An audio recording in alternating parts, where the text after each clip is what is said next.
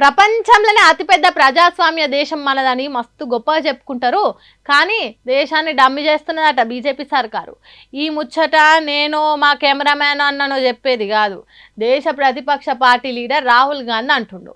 ఉత్త అనుడే కాదు, ఆధారాలతో సహా ఆటం బాంబు వేల్చిండు. ఒక్క అసెంబ్లీ నియోజకవర్గంలోనే 1,00,000 దొంగోట్లు పుట్టించిండ్రంటే చూడుండ్రి. బీజేపీ పార్టీలు ప్రజాస్వామ్యాన్ని ఎంతగానో కూని చేస్తున్నారో అంటున్నారు. ఎన్నికలలో ఎన్ని జిత్తుల మారేషాలు వేయాలనో అన్ని వేసిండ్రు బీజేపీ పార్టీలు. రకరకాల ఎత్తులేసి ఆ ఈ ఎలక్షన్లల్లో జనాన్ని తప్పుదోవ పట్టించి ఇన్నేళ్ళు బతికిండ్రు. మొన్నటి పార్లమెంట్ ఎన్నికలలో ప్రతిపక్షాలకు వచ్చిన ఓట్ల కంటే తక్కువ శాతమే వచ్చినా వాళ్ళే గద్దెనెక్కిండ్రు. వాళ్ళ ఎత్తులు జిత్తులు దేశానికి తెలిసిపోయినాయి కాబట్టి ఇంకో తొవ్వ పట్టిండ్రు బీజేపీ పార్టీలు. తప్పుడు ఓట్లను సృష్టించుడు, ఆ ఓట్ల తేడాతోనే గెలుచుడు, గద్దెనెక్కి మేమే తోపులమని చేస్తున్నారని చెప్తుండు రాహుల్ గాంధీ. బెంగళూరులో ఉన్న ఒక్క మహాదేవ్పూర్ అనే అసెంబ్లీ నియోజకవర్గంలోనే 40,000కు ఎక్కువ తప్పుడు ఓట్లు ఉన్నాయంటే చూడుండ్రి ఎట్లున్నదో దేశం మొత్తంలా అంటుండు. House number 0.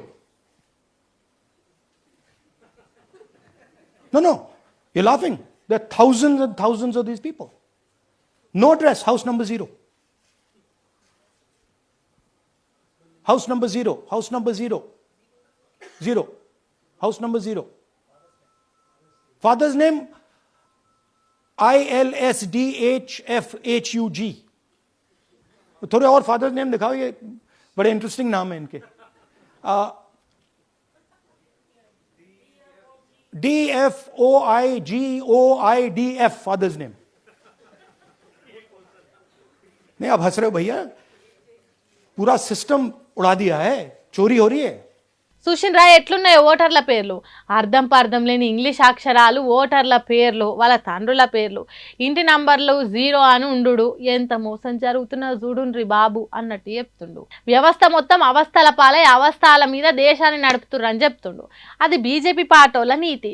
ఇది వాళ్ళు చేస్తున్న ధర్మం కోసం, న్యాయం కోసం దేశాన్ని నడిపిస్తున్న తీరు అంటుండు.